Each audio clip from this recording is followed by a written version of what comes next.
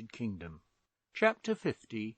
The Archdeacon is satisfied with the state of affairs. The Archdeacon, in his journey into Barchester, had been assured by Mr. Harding that all their prognostications about Mr. Slope and Eleanor were groundless. Mr. Harding, however, had found it very difficult to shake his son-in-law's faith in his own acuteness.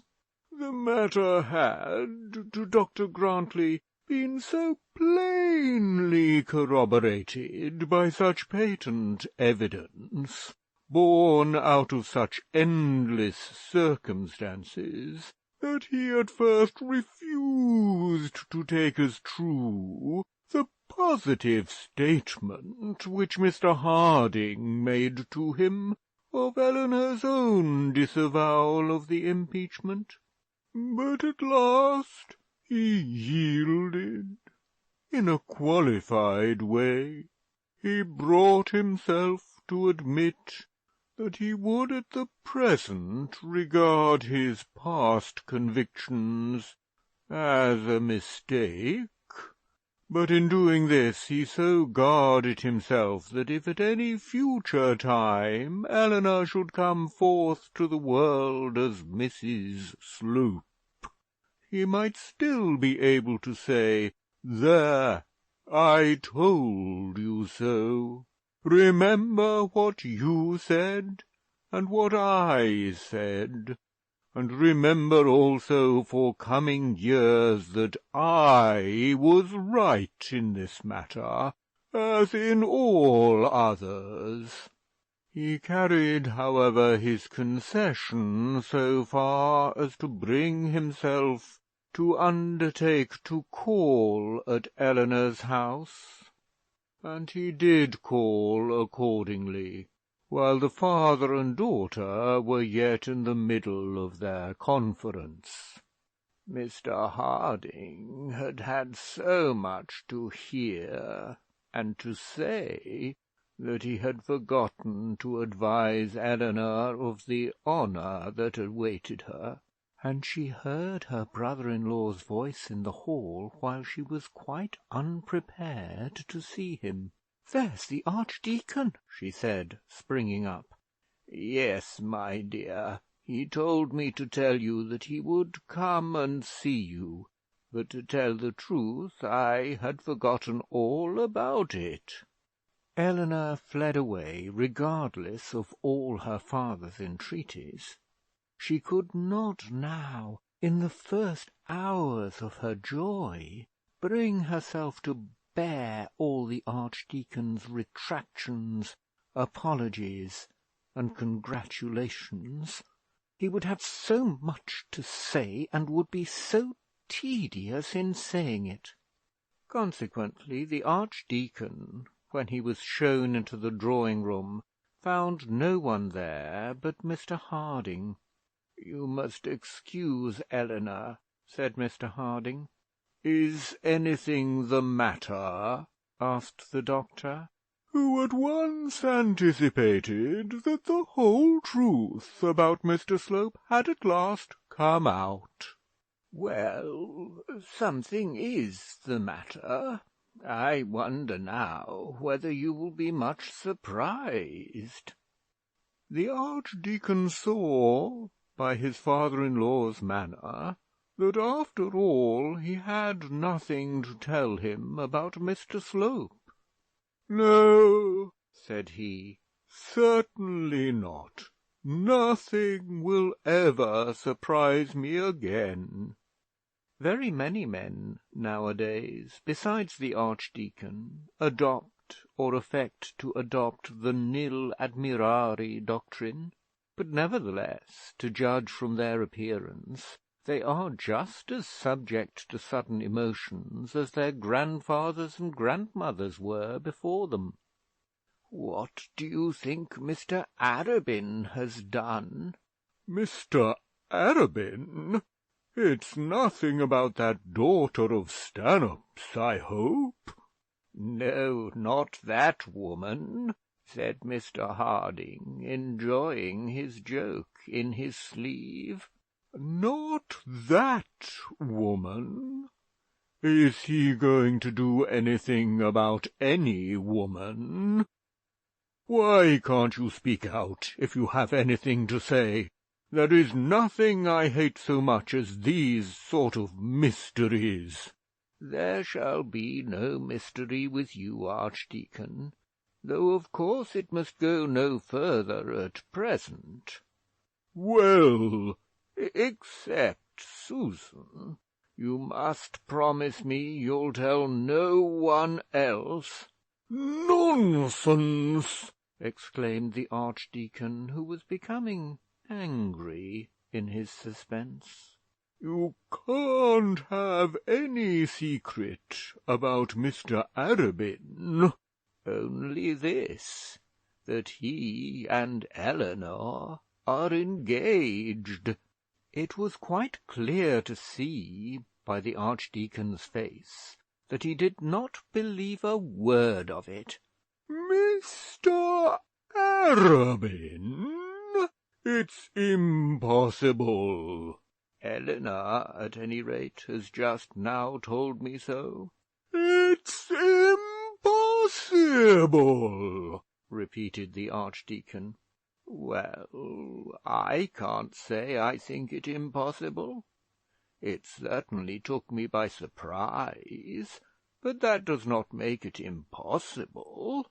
"She must be mistaken."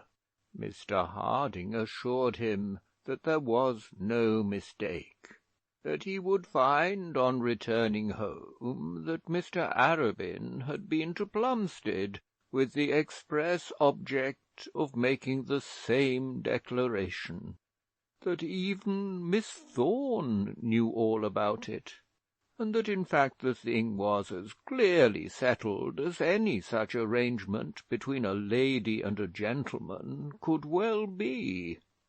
"Good heavens!" said the Archdeacon, walking up and down Eleanor's drawing-room. "Good heavens! Good heavens!" Now these exclamations certainly betokened faith. Mr. Harding properly gathered from it that at last Dr. Grantly did believe the fact. The first utterance clearly evinced a certain amount of distaste at the information he had received. The second simply indicated surprise. In the tone of the third, Mr. Harding fancied that he could catch a certain gleam of satisfaction. The Archdeacon had truly expressed the workings of his mind. He could not but be disgusted to find how utterly astray he had been in all his anticipations. Had he only been lucky enough to have suggested this marriage himself, when he first brought Mr. Arabin into the country, his character for judgment and wisdom would have received an addition which would have classed him, at any rate, next to Solomon. And why had he not done so? Might he not have foreseen that Mr. Arabin would want a wife in his parsonage? He had foreseen that Eleanor would want a husband, but should he not also have perceived that Mr. Arabin was a man much more likely to attract her than Mr. Slope? The Archdeacon found that he had been at fault, and of course could not immediately get over his discomfiture. Then his surprise was intense. How sly this pair of young turtle-doves had been with him! How egregiously they had hoaxed him! He had preached to Eleanor against her fancied attachment to Mr. Slope, at the very time that she was in love with his own protégé, Mr. Arabin, and had absolutely taken that same Mr. Arabin into his confidence with reference to his dread of Mr. Slope's alliance. It was very natural that the archdeacon should feel surprise. But there was also great ground for satisfaction. Looking at the match by itself, it was the very thing to help the doctor out of his difficulties. In the first place, the assurance that he should never have Mr. Slope for his brother-in-law was in itself a great comfort. Then Mr. Arabin was, of all men, the one with whom it would best suit him to be so intimately connected. But the crowning comfort was the blow which this marriage would give to Mr. Slope. He had now certainly lost his wife. Rumour was beginning to whisper that he might possibly lose his position in the palace, and if Mr. Harding would only be true, the great danger of all would be surmounted. In such case it might be expected that Mr. Slope would own himself vanquished, and take himself altogether away from Barchester, and so the archdeacon would again be able to breathe pure air. "Well, well," said he. "Good heavens! Good heavens!" And the tone of the fifth exclamation made Mr. Harding fully aware that content was reigning in the archdeacon's bosom. And then, slowly, gradually, and craftily, Mr. Harding propounded his own new scheme. Why should not Mr. Arabin be the new dean?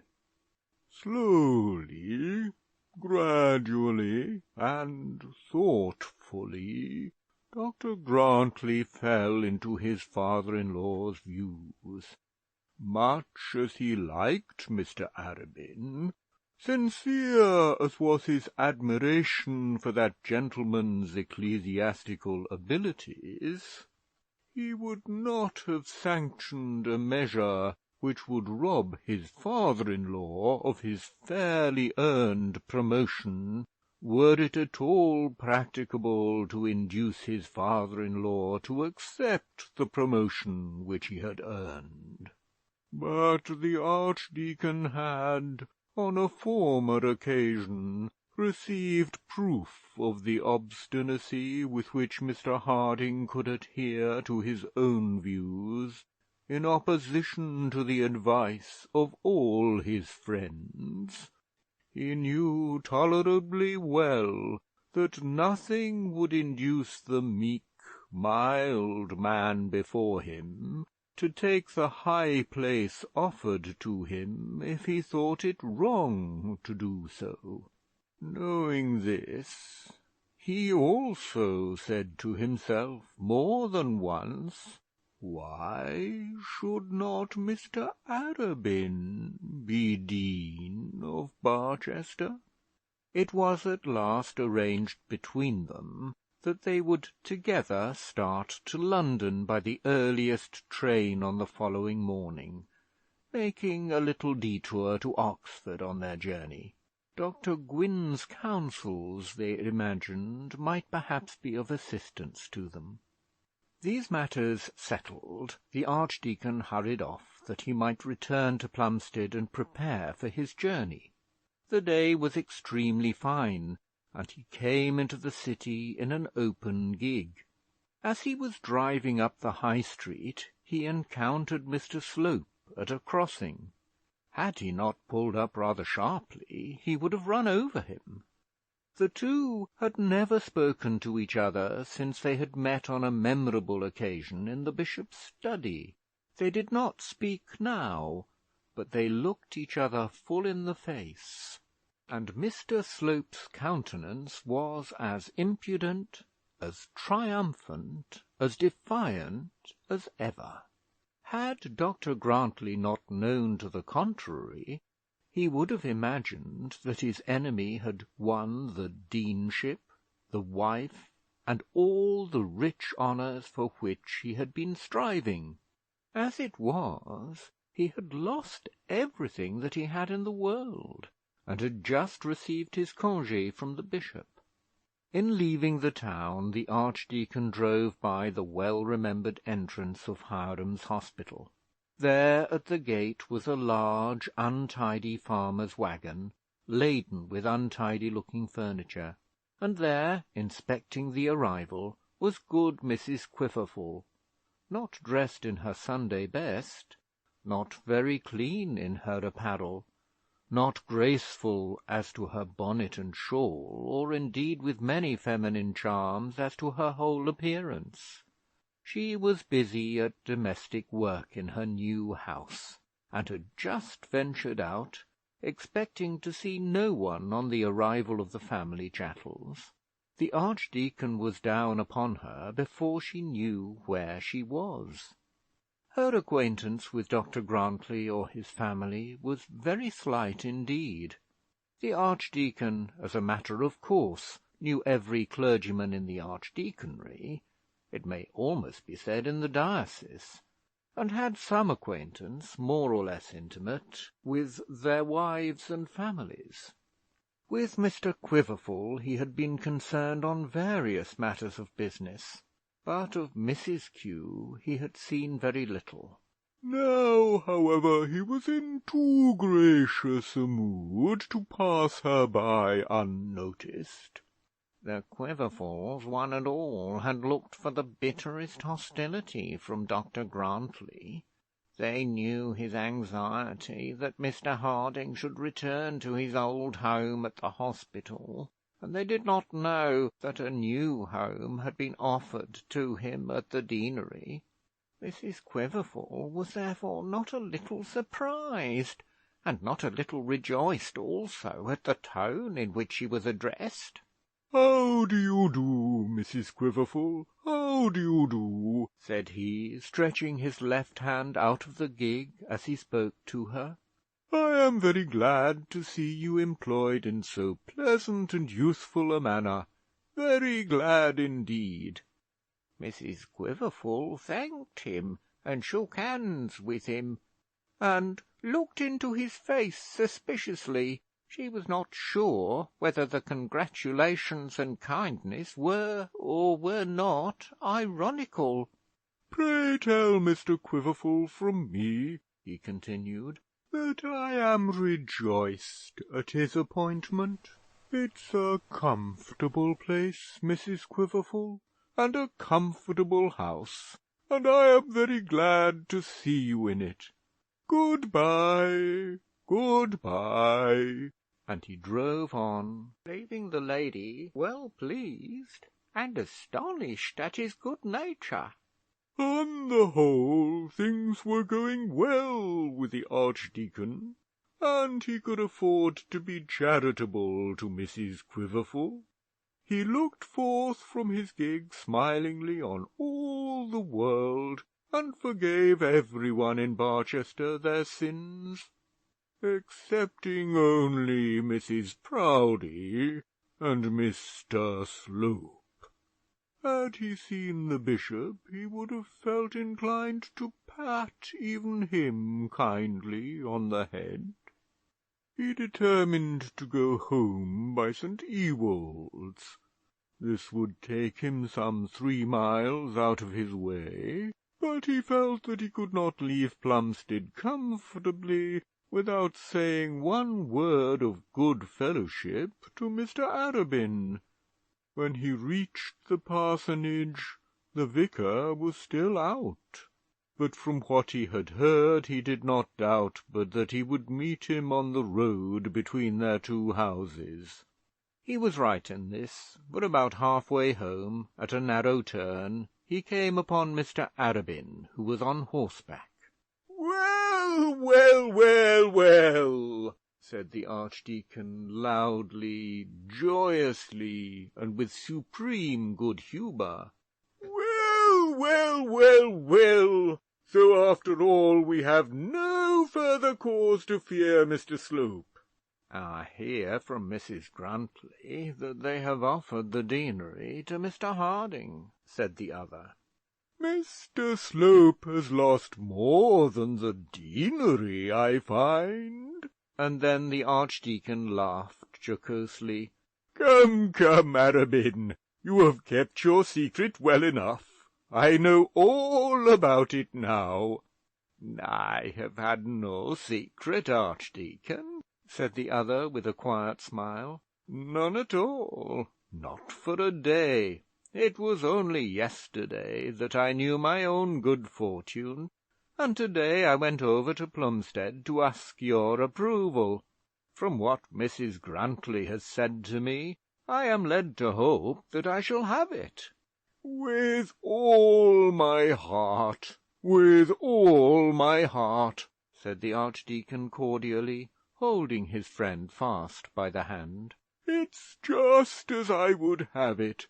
She is an excellent young woman. She will not come to you empty-handed, and I think she will make you a good wife. If she does her duty by you as her sister does by me, you'll be a happy man, that's all I can say." And as he finished speaking, a tear might have been observed in each of the doctor's eyes. Mr. Arabin warmly returned the Archdeacon's grasp, but he said little. His heart was too full for speaking, and he could not express the gratitude which he felt. Dr. Grantly understood him as well as though he had spoken for an hour. "And mind, Arabin," said he, "no one but myself shall tie the knot. We'll get Eleanor out to Plumstead, and it shall come off there. I'll make Susan stir herself, and we'll do it in style. I must be off to London to-morrow on special business. Harding goes with me, but I'll be back before your bride has got her wedding dress ready." And so they parted. On his journey home, the Archdeacon occupied his mind with preparations for the marriage festivities. He made a great resolve that he would atone to Eleanor for all the injury he had done her by the munificence of his future treatment. He would show her what was the difference in his eyes between a Slope and an Arabin. On one other thing also he decided, with a firm mind. If the affair of the Dean should not be settled in Mr. Arabin's favour, nothing should prevent him putting a new front and bow window to the dining-room at St. Ewold's parsonage. "So we're sold after all, Sue," said he to his wife, accosting her with a kiss as soon as he entered his house. He did not call his wife Sue above twice or thrice in a year, and these occasions were great high days. "Eleanor has had more sense than we gave her credit for," said Mrs. Grantly, and there was great content in Plumstead Rectory that evening. Mrs. Grantly promised her husband that she would now open her heart and take Mr. Arabin into it. Hitherto she had declined to do so. End of chapter 50. Recording by Nick Whitley, Purley, United Kingdom.